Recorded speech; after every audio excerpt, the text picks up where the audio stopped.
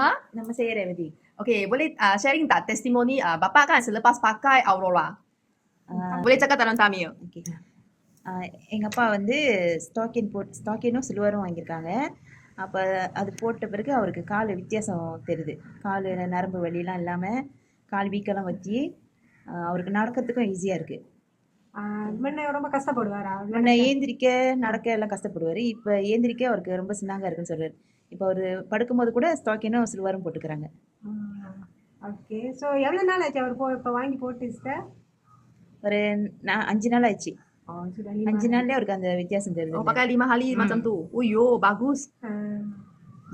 So அந்த ரத்தம் ஓட்டம்லாம் அவருக்கு நல்லா இருக்குன்றாரு. அவருக்கு அந்த கால் வலி நரம்பு வலி எல்லாமே ஓகேவா இருக்குன்றாரு.